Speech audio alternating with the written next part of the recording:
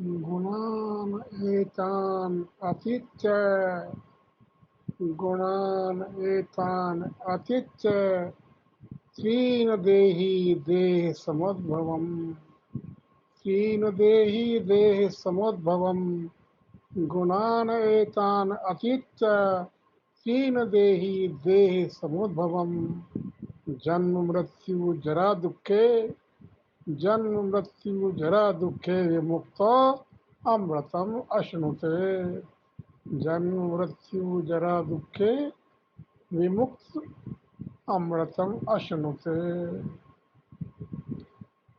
Chapter 14 का श्लोक 20।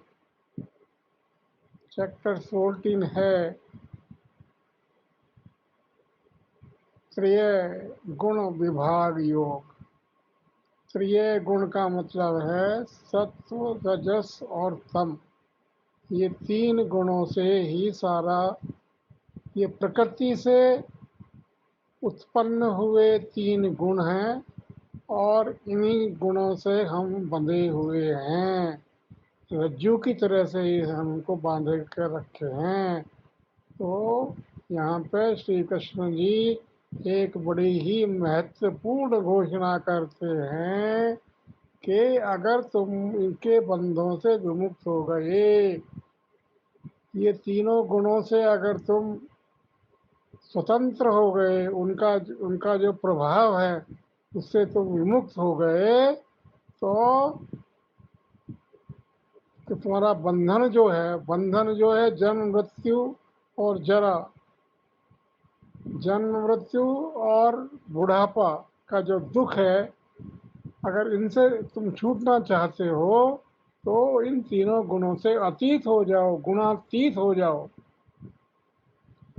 और अगर ये तुम इस तरह से गुणातीत हो गए तो जन्म मृत्यु और बुढ़ापे से के दुखों से तुम फ्री हो जाओगे और अमृतत्व को प्राप्त हो जाओगे।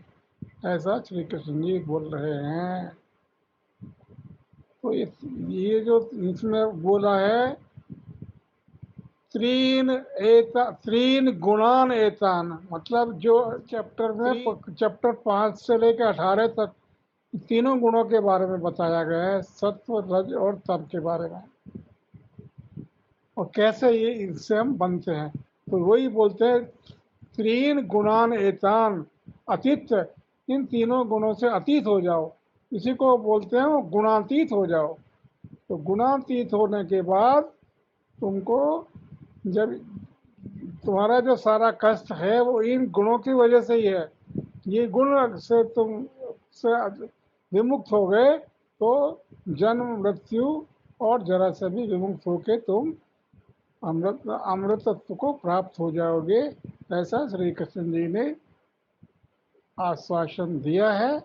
इसके इसके पहले तो हम लोग ये सोचते थे कि भाई ये सत्व रज तम को कंट्रोल करके सत्व की तरह बने तो हमारा निर्मल स्वभाव रहेगा और हम ज्ञान की तरफ बढ़ते रहेंगे। लेकिन अभी वो बोलते हैं तीनों गुणों से अतीत हो जाओ।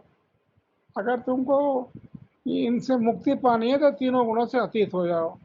और उसके बाद में श्री कृष्ण जी पूछते हैं कि तीनों गुणों से अतीत कैसे हो जाए, तो इसकी चर्चा वो आगे करते हैं।